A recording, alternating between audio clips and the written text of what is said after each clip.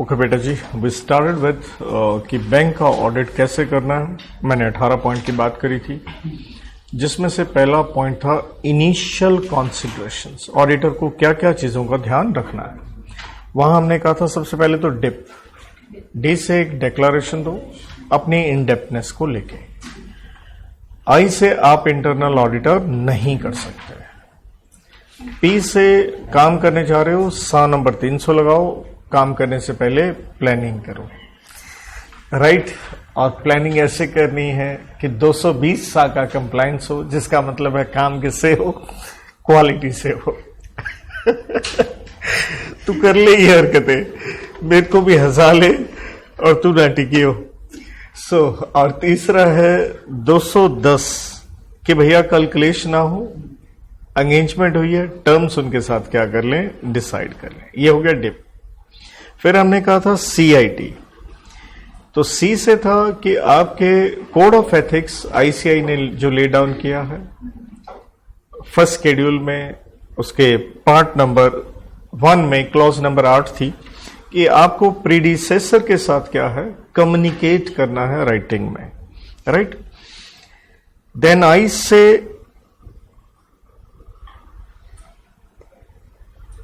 Initial engagement, जिसका मतलब हमने बताया आज आप ऑडिटर बने हो, इससे पहले कोई और था। तो इनिशियल में क्या होगा, आपके कुछ ओपनिंग बैलेंसेस होंगे पिछले साल का, जो कि पिछले साल के क्लोजिंग हुए, जिसका आपने ऑडिट नहीं किया, तो उससे रिलेटेड आपको कुछ प्रोसीजर लगाने पड़ेंगे एंड सा नंबर 510 का कंप्लायंस करना पड़ेगा। यार तू मत हंसा मेरे को। तो देन था टी से कि वो सेम ये पॉइंट घूम फिर के वही था, सा नंबर 210 की टर्म्स ऑफ एंगेजमेंट डिसाइड करना। लेकिन इसमें क्या था, आप 5 साल के लिए ऑडिटर हो, तो ऑडिट तो हर साल का होता है, तो वो टर्म्स किसके डिसाइड करनी है बेटा, हर साल के लिए। So dip, CIT, then RT। R से यहां हमने रिस्क की बात करी, 315 की बात करी, रैप की बात करी, या पिया हमने कहा था preliminary engagement activities. Then T से रिलेटेड आप अपनी टीम एस्टैब्लिश करोगे, कितने क्वालिटी के experience, professional nature, complexity, size, entity का, ये वो सब देखते हुए। एंड लास्ट में ई से हमें अंडरस्टैंड करना था एंटिटी का एनवायरनमेंट इंक्लूडिंग इंटरनल कंट्रोल, वही 315 रोमम को असेस करने के लिए। सेकेंड पॉइंट प्योरली इसी रोमम पे था। थर्ड पॉइंट इसी अंडरस्टैंडिंग पे था। 4 था बैंक का अकाउंटिंग प्रोसेस समझना था, ये पहले ही हम पढ़ के आ चुके थे अपने कंसेप्ट नंबर 2 में 4 पॉइंट, जहां हमने कहा था EDIC, ई से ई बैंकिंग एनी टाइम एनीवेयर वाला। डी से था डेटा इंटीग्रिटी, कंप्लीटनेस, एक्यूरेसी। आई से वही इंटरनल कंट्रोल सिस्टम। एंड सी से था कि आपको कंप्यूटराइज चीजें एज ए ऑडिटर, वो फैप नाम की जो कोड की पढ़ी थी, जहां आपको फेमिलियर वगैरह होना पड़ेगा, राइट। सो गाइस, इसके बाद भी स्टार्ट कर लिया था। ओके, वो थोड़ा सा ही है ना कर पाए थे। ओके, इसको शुरू से देखते हैं। तो हमने 5वां पॉइंट स्टार्ट किया था, अंडरस्टैंड कीजिए रिस्क मैनेजमेंट प्रोसेस कह लो या कंट्रोल, जहां हमने कहा OIC मिस्टर, शायद हमने O पढ़ लिया था कि मैनेजमेंट ने सिस्टम बनाया है, लेकिन बड़ा जरूरी है उस पर निगरानी रखना। मैनेजमेंट के बाप कौन, TCWG, उनका ओवरसाइट, उनकी इन्वॉल्वमेंट। तो वो लोग अप्रूव करेंगे ये देखते हुए कि क्या वो पॉलिसी कंसिस्टेंट है एंटिटी के ऑब्जेक्टिव, रेगुलेशंस, कैपिटल स्ट्रक्चर के साथ। आई से अगला पॉइंट हम पढ़ने जा रहे हैं आज। तो आई से कहता है, ये कर लिया था, हाँ श्योर है, ये भी कर लिया था, ये भी कर लिया था, मुझे नहीं मालूम, आप लोगों को लगा होगा कर लिया होगा, मुझे नहीं लगता मैंने करा। कोई बात नहीं, एक बार कर लेते हैं 2-4 अच्छे पॉइंट मुझे, क्योंकि एग्जाम्पल शायद मैंने ना दिए हों। कहता है आइडेंटिफिकेशन, मेजरमेंट एंड मॉनिटरिंग, किस चीज की, रिस्क की। तो किस ढंग से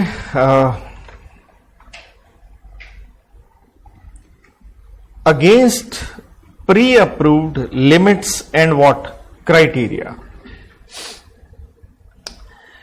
देखो जी, बैंक है,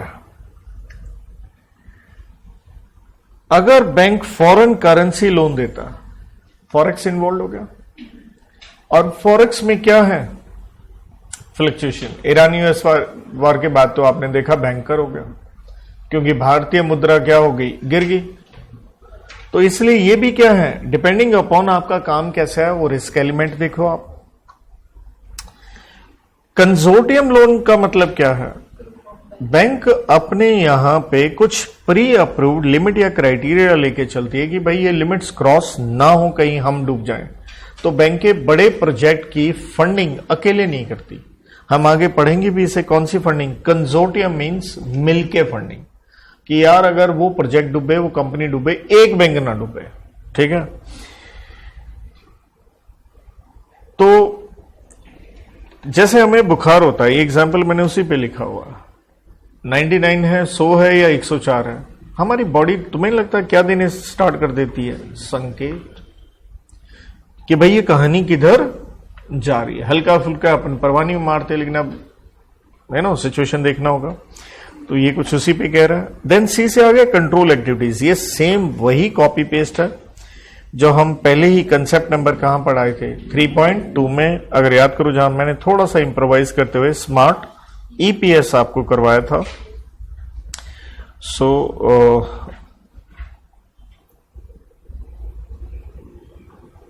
और आगे आ गया हूं, किधर था भाई, ये रहा, ये कंट्रोल इन्वायरमेंट में हम पढ़ के आए थे, स्मार्ट ईपीएस। कॉपी पेस्ट आपको ये पॉइंट यहां पे दिखेंगे, क्योंकि वो भी कंट्रोल इन्वायरमेंट पे था, और यही यहां पे भी क्या लिखा है, कंट्रोल एक्टिविटीज कह लो, इन्वायरमेंट कह लो, वन एंड सेम थिंग, वही स्मार्ट ईपीएस। तो हमने कहा था कैसे पता चलता है, आपने क्या कर रखा है, एसओडी, एम से क्या था याद कीजिए, वो मेजरमेंट, इंटरेस्ट वगैरह। ए से कोई भी ट्रांजैक्शन करने से पहले आपके क्या थे, अप्रूवल। आर से क्या था, रिकंसिलेशन। टी से मैंने क्या कहा था, ट्रांजैक्शन लिमिट। और ईपीएस वाला यहाँ इकट्ठे पॉइंट आ जाते हैं। देखो, ई से हमने कहा था कुछ एक्सेप्शन जो क्रिएट हो रही है, पी से आपकी क्या थी, कॉन्टिजेंसी प्लानिंग, और एस से क्या था, फिजिकल सिक्योरिटी। तो कॉपी पेस्ट सारे पॉइंट्स हैं, कुछ भी आने नहीं है। मिस्टर में आते हैं मॉनिटरिंग एक्टिविटीज। मॉनिटर क्या चीज है, क्योंकि बात हो रही है रिस्क मैनेजमेंट की। कहता risk management models, methodologies, assumptions, तीन चीजें आ गई MMA. Used to measure and mitigate risk should be regularly assessed and updated. This function may be conducted by the independent risk management unit. देखो जी, monitoring क्या है, bank आजकल क्या हो गए हैं, लॉजिक समझना, ऑफलाइन टू कहां चले गए हैं, ऑनलाइन। मॉडर्न टाइम है, कहने का मतलब है पुराने मेथड क्या नहीं होंगे, वो तो चलेंगे नहीं मॉनिटरिंग के। आज के दिन मेरे ख्याल में ऑनलाइन फ्रॉड जितना बढ़ गया है, हैक करना रोज ही सुनते होंगे आप, राइट। तो इसलिए कहता है कि रिस्क मैनेजमेंट के लिए एक मॉनिटरिंग एक्टिविटीज, एक आप अपना मॉडल, मतलब जो भी है, एमएमए याद रख लो, या कह लो आपको अपनी अम्मा बनानी पड़ेगी। मतलब ए से बेटे एजम्पशन, एम से बेटे मेथोडोलॉजीज, एम से क्या, मॉडल्स। कोड की टिकानी पड़ती है यार, रट्टा मारना तो क्या करें, वो कीवर्ड नहीं लिखेंगे तो अगले क्या नहीं देते। हाँ, अब ये मम्मा से तो नहीं चलता, उल्टा कर दे अम्मा तो टिक जाता, ठीक है।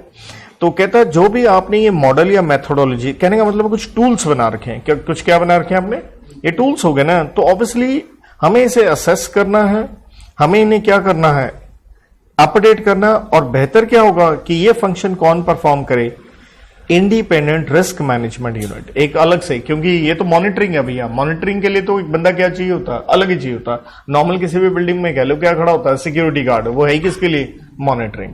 और आज के दिन ये रिस्क है, तो कहता है इसलिए आपको असेस करना है रेगुलरली, एंड क्या करना है, अपडेट। देन आगे जी आर से रिलायबल इंफॉर्मेशन सिस्टम। समीर की कहानी याद करो तो हमने वहां सीबीएस की बात करी थी, that is core banking solution, जहां हमने कोर को क्या कहा था, centralise online real time environment. तो भैया ऑब्वियसली आपको एक रिस्क की बात हो रही है, एक तगड़ा इंफॉर्मेशन सिस्टम रिलायबल बनाना होगा कि वो क्या हो, एडिक्वेट हो, किस चीज से related, financial operational compliance information on timely and what consistent basis. तो तीन चीजें एफओसी की, एक इंफॉर्मेशन सिस्टम इतना एडिक्वेट हो कि फाइनेंस, क्योंकि बैंक है तो फाइनेंस की बात होगी, ऑपरेशनल में जितनी भी ट्रांजैक्शंस करनी है, सी से बहुत सारे जो भी आरबी लीगल कंप्लायंसेस आपको करने हैं कैसे होने चाहिए, टाइमली एंड कंसिस्टेंट बेसिस। तनख्वाह तो बैंक भी अपने एम्प्लॉइज को दे रहा है, क्या कटेगा टीडीएस। बैंक क्या कर रहा है, रोज क्या दे रहा है, इंटरेस्ट दे रहा है, तो इंटरेस्ट पे क्या कटेगा, टीडीएस। तो कंप्लायंस सिस्टम, ठीक है ना। हल्का सा एग्जाम्पल लिखना तो मेनली तो आप किसके ऊपर लेके चल लो, टीडीएस के ऊपर ही लेके चल लो, राइट। तो इसलिए ये आपका सिस्टम टाइमली होना चाहिए, कंसिस्टेंट होना चाहिए। कहता है TCW and management require that management information that is easily understood and enables them to assess the changing nature of bank's risk profile। changing nature से related ही मैंने ऊपर भी जैसे आपको लिख के दिया कि अब सारा धंधा क्या होता जा रहा है, ऑफलाइन टू ऑनलाइन, तो इसलिए रिलायबल सिस्टम आप बनाओगे। देन आगे जी एंगेजमेंट टीम, यार ये पॉइंट अपन ऊपर बार बार पढ़ाए थे, वही टीम की अंडरस्टैंड करते हुए एंटिटी कितना एक एक्सपीरियंस एक्सपर्टाइज वाला बंदा होना चाहिए, तो सेम है। स्ट्रैटेजी बनाने के लिए पहली बात हम चैप्टर 2 में पढ़ते हैं, ये पहले भी मैंने शायद आपसे जिक्र किया था कि जब आप अपनी टीम बनाते हो आप अपने रिसोर्सेज का क्या देखते हो, QQTM याद आ गया, कितने बंदे, क्वांटिटी, क्वालिटी, कितने एक्सपीरियंस वाले, देन कितने टाइम में काम करना है, देन कैसे मैनेज करना है। तो 7-300 की बात आ गई, ये भी हमने पहले पढ़ लिया था कि यार प्लानिंग के ऊपर है, फर्स्ट स्टेज पे आता है, ताकि काम प्लान करोगे तभी काम किस में होगा, इफेक्टिव मैनर में होगा, असरदार होगा। सो 3 स्टेजेस मैंने यहां लिख के दे रखी है, PPR, planning, performing and what, reporting. We are talking of first stage. तो देखिए यहां स्ट्रेटेजी वर्ड लिखा है, चैप्टर 2 में हम क्लियरली पढ़ते हैं, पहले क्या बनाते हैं हम, स्ट्रेटेजी। स्ट्रेटेजी बनाने से ही वो हमें गाइड करती है क्या डेवलप करने में, प्लान। और प्लान बनने के बाद हम उसको कहां लेके जाते हैं, तीसरा हिस्सा आता है प्रोग्राम। प्रोग्राम होता है बिल्कुल माइक्रो लेवल पे, एक एक चीज क्या हो, परफेक्ट हो। ये जैसे मैं कल जो भी उदाहरण दे रहा था, आपकी शादी के रिजोर्ट करना है, डेस्टिनेशन वेडिंग करनी है, ऐसे करना है, वैसे करना है, फलाना करना है, पहले क्या है, स्ट्रेटेजी, वो सोचते हो, फिर आपका क्या डेवलप होना स्टार्ट होता है, प्लान। नहीं ऐसे ठीक रहेगा, इतने लोग बुलाएंगे, ये ठीक रहेगा, फिर अंत में आ गया बस यही 10 डिशेस बनेंगी, that is programme. So for this purpose कहता है जो पार्टनर है वो पहले बनाएगा आपकी क्या, स्ट्रेटेजी, और उसके अंदर किसे इन्वॉल्व करेगा, की मींस महत्वपूर्ण आपके team members and obviously other जो भी आपको कॉम्प्लेक्सिटी देखते हुए जो भी आपको स्पेशली चाहिए।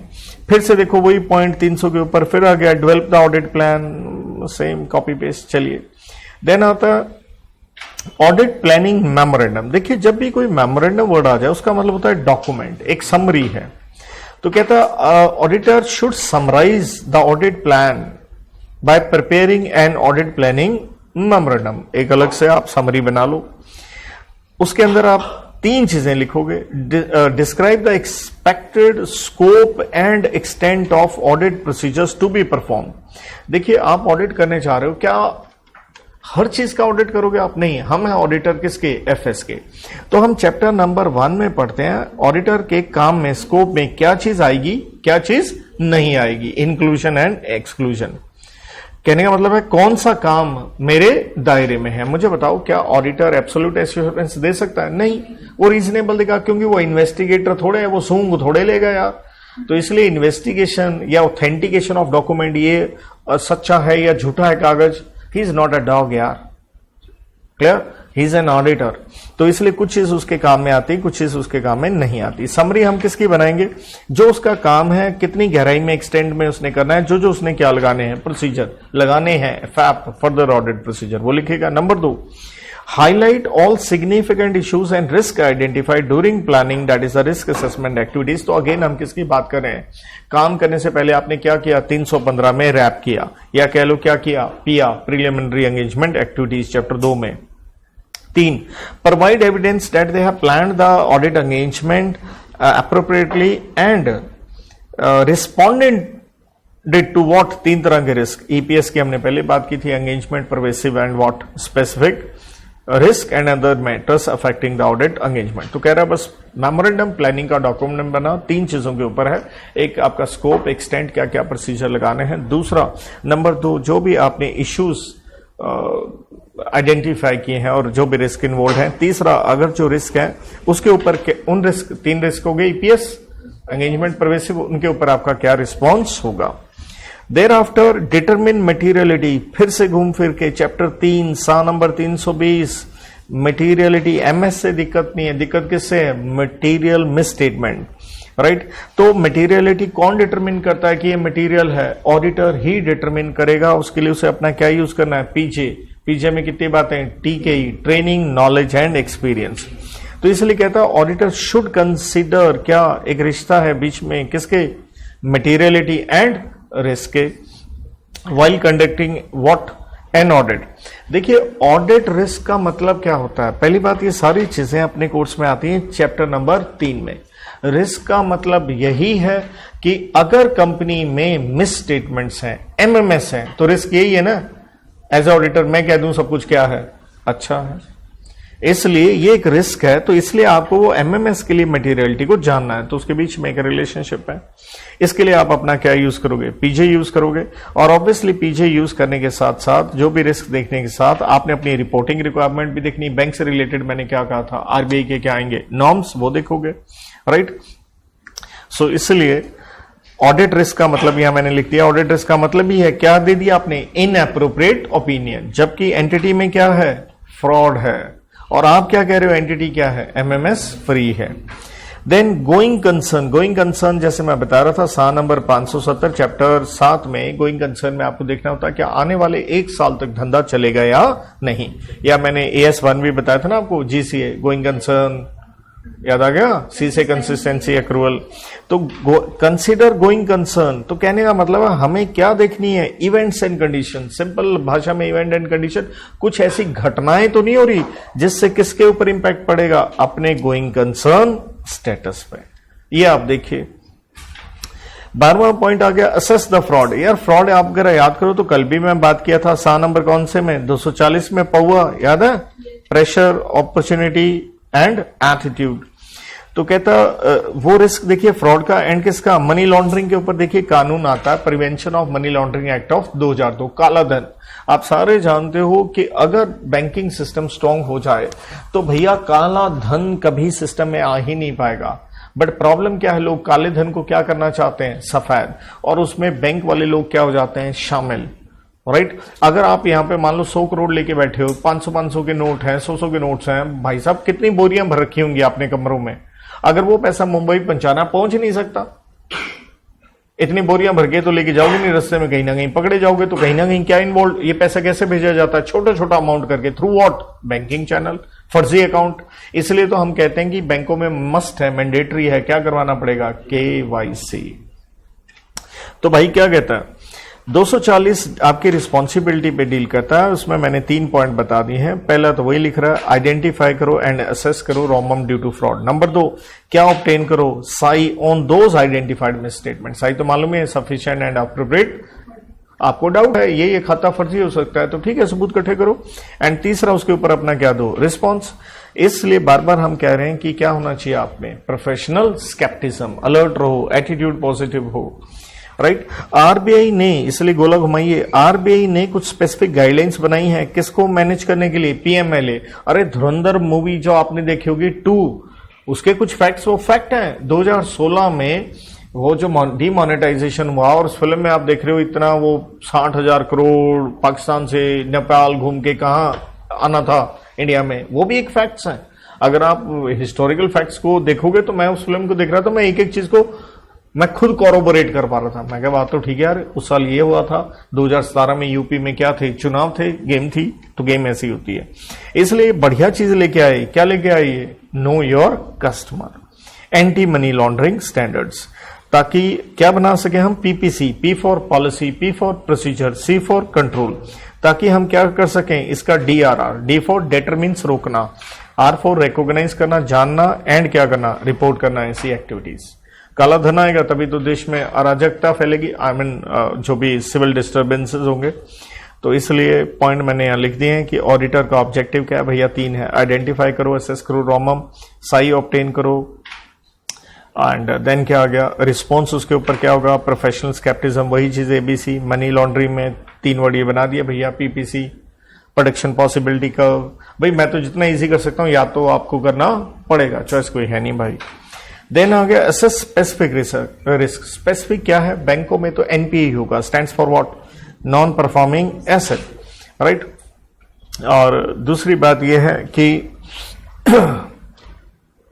हमें एज ए ऑडिटर असेस करना है, पहली बात आइडेंटिफाई करना है, असेस करना है क्या भाई रोमम कहां, obviously in the FS, right, which refers to risk that relate pervasively means हर जगह फैले हुए हैं, to the financial statement as a whole and potentially affect many what assertion. Assertion का मतलब क्या हो गया यहाँ पे? Items of FS, right. तो रोमम जो रिस्क है किस में होता है? एफएस में, या तो एज ए होल होता है या किस में होगा? किसी ना किसी पर्टिकुलर आइटम में होगा। कहता वो असेस करो। Risk associated with outsourcing activities, इसका मतलब क्या हो गया? देखिए आज के दिन बैंक एक्सटेंसिव मींस भयंकर यूज ऑफ आउटसोर्सिंग कर रहे हैं। कैसे सर? आप बैंकों के बाहर सिक्योरिटी गार्ड खड़ा देखते हो तो लिखा ही नहीं होता स्टेट बैंक ऑफ इंडिया का है, उस पर किसी और कंपनी का फिक्टा लगा होता है, हाँ या ना? तो बैंक वाले, और जो पैसा ट्रांसपोर्ट किया जाता है एटीएम में या बैंकों में, वो गाड़ी आती है जो, समझ गए ना, शीशों के आगे भी ग्रिल लगी होती हैं, वो सारी की सारी कंपनियां क्या होती हैं? आउटसोर्सिंग। तो आज के दिन बैंक की इतनी आउटसोर्सिंग में इन्वॉल्व हो गया। क्यों आउटसोर्सिंग कर रहे हैं? क्योंकि वो अपनी कॉस्ट को क्या करना चाहते हैं? रिड्यूस। साथ में बाहर के अच्छे क्या लेना चाहते हैं? एक्सपर्ट, जो बैंक में है नहीं। दोनों ही बातें हैं। इसलिए नेचुरल बाहर का आदमी जो है, आप ध्यान दीजिए ना, अपने घर में किसी हर एरे गैरे नथु गैरे को कहां आने देते हैं आप? पड़ोस वाला भी कोई आ जाता है, आप कोशिश करते हो गेट से बाहर निकाल दूं मैं, गॉड और नॉट। तो भाई ऐसे ही आउटसोर्सिंग करोगे, कोई भी बाहर वाला आएगा तो रिस्क तो पैदा होगा, ठीक है। तो देन आ गया जी response to the assessed risk. Response वही भाई 330, वही फैप आ गया। तो इसलिए आपने क्या करना है? फैप को, यही वर्ड मैंने कहा था डीपी, आप रैप करने के बाद फैप बनाने के लिए क्या करोगे? कौन से प्रोसीजर लगाने हैं? डी से उसका क्या करोगे? डिजाइन। पी से क्या करोगे? Obviously perform. तो ये वर्ड अपने बार बार चलते हैं। डीपी, डी से डिजाइन करना, पी से क्या करना? परफॉर्म, या कह लो इंप्लीमेंट करना। यहां पे वर्ड आ गया, एक ही बात है, राइट। तो ये सेम पॉइंट बार बार रिपीटेड है, कुछ नया करा ही नहीं रहा। बढ़िया पॉइंट जो स्टार लिखे हैं वो टिप्स पे होने चाहिए, बाकी तो इजी से लिख लोगे। Stress testing. स्ट्रेस टेस्टिंग क्या है? ये सब कुछ ऑनलाइन है। तो अगेन इंफॉर्मेशन टेक्नोलॉजी की बात है, आईटी की बात है, तो सॉफ्टवेयर की बात है। ये देखना कि बैंक का जो सॉफ्टवेयर है, सिस्टम है, वो रोबस्ट है यानी स्ट्रॉन्ग, मतलब कहीं बफरिंग तो नहीं होनी स्टार्ट हो जाएगी। ये पहले मैं बात कर रहा है आपसे कि beyond by testing beyond the limits of normal operation. जैसे आईसीआई का रिजल्ट देखते हो, सारी जनता आईसीआई की साइट पे है, तो क्रैश करने पे आई जाती है, रोने पे तो आई जाती है। तो इसलिए बैंकिंग सिस्टम में ये नहीं चल सकता एक्सक्यूज। तो इसलिए beyond the level of normal operation, कि आप देखते हो एक दिन में 5 लाख ट्रांजेक्शन होती है, तो आप करके देखो 15 लाख पे वो बचेगा या फूक जाएगा, राइट। तो इसलिए स्ट्रेस टेस्टिंग इंपॉर्टेंट है किसके लिए? मिशन क्रिटिकल सॉफ्टवेयर, क्योंकि सॉफ्टवेयर क्या हो सकते हैं? हैंग एंड क्रैश, बैंक का धंधा नहीं चल सकता। आरबीआई की गाइडलाइंस हैं जो कहते हैं कमर्शियल बैंक्स, आपके यहां एक स्ट्रेस टेस्टिंग फ्रेमवर्क आपको बनाना होगा, जिसे आपका बीओडी क्या करेगा? अप्रूव करेगा, और उसे इंटीग्रेट कीजिए किसके अंदर? अपने आरएमएस में, stands for risk management system में, ठीक है, यह प्रोसेस कह लो। तो इसलिए सर ये हम सॉफ्टवेयर की टेस्टिंग करेंगे एज ऑडिटर? समझो बात को। यस सर, ये जो स्ट्रेस टेस्टिंग होती है वो एफएस के ऑडिट की नहीं है, वो किसकी है? आईटी का भी ऑडिट करते हो, क्या उनका इंफॉर्मेशन सिस्टम स्ट्रॉन्ग है या नहीं है। इसके लिए बड़ा जरूरी होता है ऑडिटर जो जिसको ये ऑडिट मिला है, उनमें से एक ऐसा सीए होना चाहिए जिसने आईसीआई का ये कोर्स किया हो, सीसा एंड डीसा का। ये further level add on course हैं, तभी आपको बैंक के क्या मिलते हैं? ऑडिट। तो इसलिए जो फर्म होती है ना, उनमें से एक पार्टनर को ये कोर्स करना क्या है? मैंडेटरी है। बैंक ऑडिट तभी मिलता है, वरना मिलता ही नहीं है।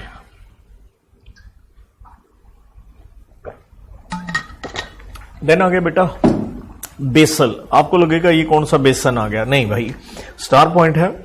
ये एक जगह है, कहां पे है? स्विट्जरलैंड में। जैसे स्विट्जरलैंड आपने फेमस सुना होगा किसके लिए है? स्विस बैंक्स, जहां पे लोग अपना क्या रखते हैं? काला धन। क्योंकि उस कंट्री की पॉलिसी क्या है कि वो कभी भी किसी भी गवर्नमेंट एजेंसी को बताते नहीं है, फुल कॉन्फिडेंशियलिटी। तो फ्रेमवर्क का मतलब है नॉर्म्स। होता क्या है, देखिए अगर मैं यहां थोड़ी जीके की बात कर रहा हूं, आपके सामने है अमेरिका में क्या हुआ, 2008 में भयंकर रिसेशन आया, हमारी स्टॉक मार्केट वगैरह भी सब डूबी थी। वहां पे एक भयंकर रिसेशन आया, वहां पे एक बैंक था लीमन ब्रदर्स बैंक, ये हो गया इंसॉल्वेंट, बैंक इंसॉल्वेंट हो गया, राइट। तो सारा सिस्टम तो कोलैप्स होना ही है। और इसके ऊपर मैं कहूंगा एक अच्छी फिल्म आप जरूर देखो, बिग शॉट नाम से, एक्टर स्टीव कैरी की, मतलब देखने वाली चीज है, नॉलेज मिलता है गेम क्या हुआ था। तो इसमें इंस्टॉलमेंट क्या था, ये मोर्टगेज बैक सिक्योरिटीज थी। मोर्टगेज बैक सिक्योरिटीज का मतलब क्या हो गया, जैसे आप हाउसिंग लोन लेते हो, क्या लेते हो भाई, गिरवी क्या रखा, घर रखा। तो इतना बुरा हाल हुआ अमेरिका में, लोगों ने घर ही छोड़ दिए, क्योंकि वैल्यू क्या होगी, सब गिर गई, बैंक इंसॉल्वेंट हो गए। और इसी चीज को हम लॉ की कक्षा में सिक्योरिटीज की डेफिनेशन में बात करते हैं 2 का 81 में। हुआ क्या, 2008 के बाद बेटा 2009 आता है, 2010 आता है। तो देखिए बेसल में, स्विट्जरलैंड में क्या हुआ, क्योंकि वहीं पे मेन बैंक्स है, तो वहां पे लोग बैठे बैंकों से रिलेटेड, वहां पे एक डॉक्यूमेंट रिलीज किया गया जिसका नाम दिया गया बेसल नंबर 3। ये एक ग्लोबल रेगुलेटरी फ्रेमवर्क था कि किस तरह से बैंक्स स्ट्रांग बने, मोर रेजिलियंट मींस स्ट्रांग। और ये हुआ 2009 में बैठे थे ये लोग, ठीक है। तो यहां क्या हुआ, 45 मेंबर नेशंस, मतलब कंट्रीज के लोग आए कि बैंकों का सिस्टम पूरे वर्ल्ड वाइड कैसे हैंडल करें। तो उन्होंने साइन किया एक अकोर्ड, अकोर्ड मींस एग्रीमेंट। तो लेकिन ये जो डॉक्यूमेंट है ये रिलीज किया गया कौन से ईयर में, दिसंबर 2010 में। किसने रिलीज किया, ये एक कमेटी बैठी थी, BCBS, basal committee on banking supervision and financial stability board, क्योंकि ये एक तरह से रेगुलेटरी फ्रेमवर्क है इन द वेक ऑफ सब प्राइम क्राइसिस, कि कुछ बहुत भयंकर गड़बड़ हो जाए। तो इस तरह ये एक जो नॉर्म्स है ना, ये they are what, international banking regulations, ठीक। तो इन्होंने क्या किया, इंटर एलिया का मतलब होता है अमंग अदर थिंग्स, प्रपोज किया a minimum set of criteria for inclusion of instruments in the new definition of what, regulatory capital. कहने का मतलब है आप इंसॉल्वेंट क्यों होते हो, क्योंकि बैंक की कैपिटल क्या होगी, वाइप आउट होगी। तो कैपिटल की एडिक्वेसी के लिए इन्होंने एक न्यू सेट ऑफ गाइडलाइंस दी, इंस्ट्रूमेंट्स दिए। The set of agreements by BCBS which mainly functions on what, risk to the bank and the financial system, कि बैंकों को रिस्क या पूरे संसार का या कंट्री का financial system, is known as what, Basel accord, ठीक है। तो इसलिए ये एक Basel accord set of agreement आ गया, बेसल कमेटी ऑन आपका बैंकिंग सुपरविजन आ गया, फोकस किस पे आया, bank risk and financial system. तो समरी मैंने साइड पे सारी लिख दी है। ये एक रेगुलेटरी फ्रेमवर्क बनाया गया जब क्राइसिस आ जाते हैं, और इन्होंने अपनी डेफिनेशन किस चीज की, रेगुलर कैपिटल में क्या कहा, एक मिनिमम सेट ऑफ क्राइटेरिया बनाया जाएगा फॉर द इंक्लूजन ऑफ किस किस चीज को कैपिटल मान के चले। पॉइंट नंबर 18 भाई रह गया, ओके लिख लो।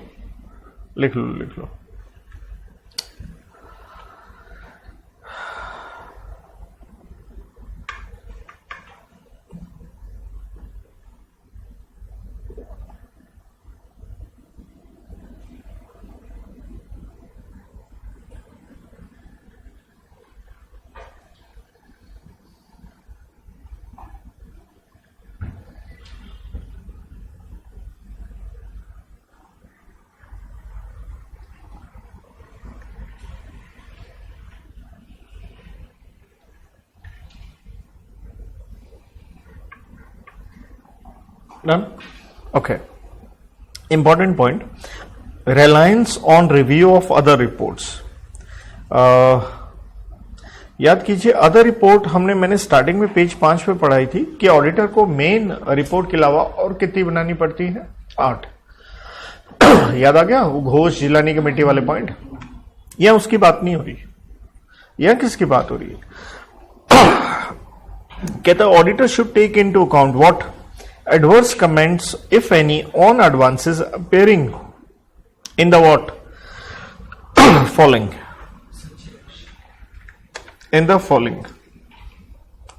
कहता कुछ एडवर्स कमेंट आ रहे हैं, किसके ऊपर आ रहे हैं? On advances appearing in the following. Number 1 किस में आ रहे हैं? पिछले साल की रिपोर्ट में। नंबर 2 आरबीआई की मैंने पढ़ाई थी इंस्पेक्शन पावर, उनकी रिपोर्ट में एडवर्स रिमार्क्स आ रहे हैं, right. Latest internal inspection report of bank official है, यहां पे ध्यान दीजिएगा, यहां पे बैंक है, लेकिन साथ में ही जो पॉइंट है आरबीआई लेटेस्ट इंस्पेक्शन रिपोर्ट वो भी है, उसको पॉइंट नंबर आप बनाओ 3। और चौथा पॉइंट क्या बन गया? कॉन्करेंट या इंटरनल ऑडिट रिपोर्ट, जो इंटरनल ऑडिट की हमने पहले बात करी। देन आया 5वां, report on verification of security. ये क्या है? साइड पे लिख लें। बोरोर ने स्टॉक क्या रखा? गिरवी रखा। बोरोर ने स्टॉक गिरवी रख के जो लोन लेता है उसे हम कहते हैं CC, stands for cash credit. उससे रिलेटेड जब उसने स्टॉक गिरवी रखा तो बोरोर से बैंक कहता है अपना क्या करवा के आओ? Stock audit. तो वहां साथ में लिख दो स्टॉक ऑडिट रिपोर्ट, आसान वर्ड 5वें पॉइंट के साथ, स्टॉक ऑडिट रिपोर्ट। छठा, any other internal report specially relating to particular account. Particular account कैसे हो गया? जैसे एग्जाम्पल लिख लो, विजय माल्या, नीरव मोदी, किसी भी एक बोरोर से रिलेटेड कोई रिपोर्ट। 7वां, managers charge handling report when incumbent is changed. Incumbent का मतलब होता है आउटगोइंग मैनेजर। एक्स्ट्रा नॉलेज लिखना चाहो तो लिख सकते हो। देखो ऐसा है, बैंक मैनेजर जो होता है ना, बैंक में सिर्फ 3 साल के लिए होता है उसका टेन्योर, तो 3 साल के लिए होगा, तो 3 साल बाद आप क्या कहलाओगे? आउटगोइंग, और ठीक है ना, इनकम्बेंट। और नया जो आएगा क्या आएगा? इनकमिंग। तो एक रिपोर्ट बना के देता है जो जा रहा होता है, किसको? इनकमिंग को हैंड ओवर करता है, वो बताता है कितने कितने अपने बैंक में क्या चल रहे हैं इश्यूज, राइट। तो लास्ट पैर में क्या लिखा है? The above report should be reviewed in detail. The SCA must review what annual financial inspection report of RBI relating to the bank and ensure that the variations in provisions etc reported by RBI have been properly considered by the bank management। क्या point हो गया?